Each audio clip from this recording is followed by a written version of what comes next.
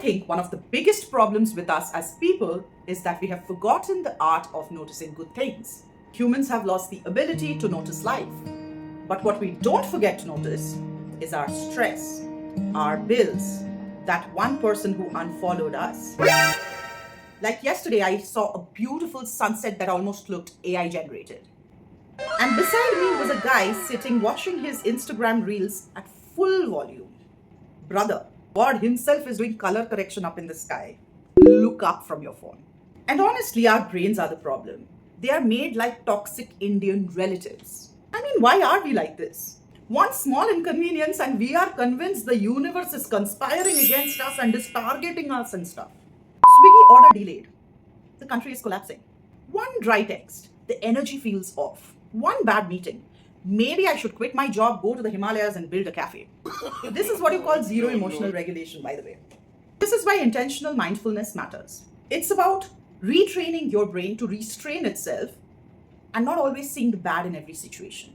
Not turning one bad moment into a 3-season docudrama. Instead, being able to ask what is still good in here. Because something usually is, right? Hot chai. Wah. Wah wah. Wow, wow, wow. Clean bed sheets at the end of the day. That first bite of anything when you're starving, chef's kiss. Your Uber not cancelling at the last moment. Finding a 500 rupees note in an old denim or a bag. Micro joys, bro. Tiny things. And I genuinely feel appreciative living is an art.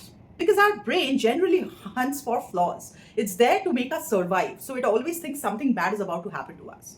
So don't just be committed to dissatisfaction.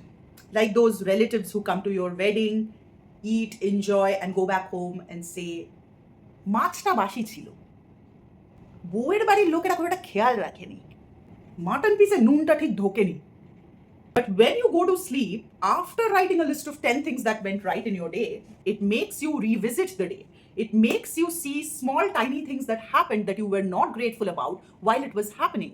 It retrains your brain to look for the good in the bad. You could have had an average day, but the fact that you could find 10 things about it that gave you a tiny bit of happiness is enough.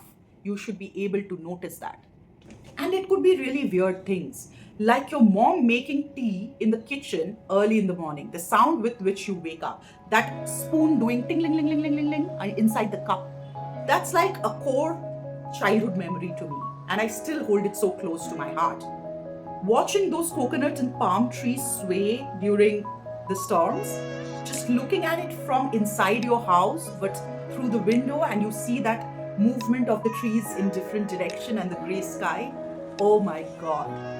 This is how you start searching for beauty in everything, even the things that are familiar to you and things that you haven't noticed with fresh set of eyes. But for that, you have to look up from your phone. And stop saying, oh my God, this happened, my life is ruined. Instead, start saying, okay, this has happened, what now? Because rejection redirects you. Loneliness introduces you to yourself. Wow, what a line. Loneliness introduces you to yourself. That's an amazing line.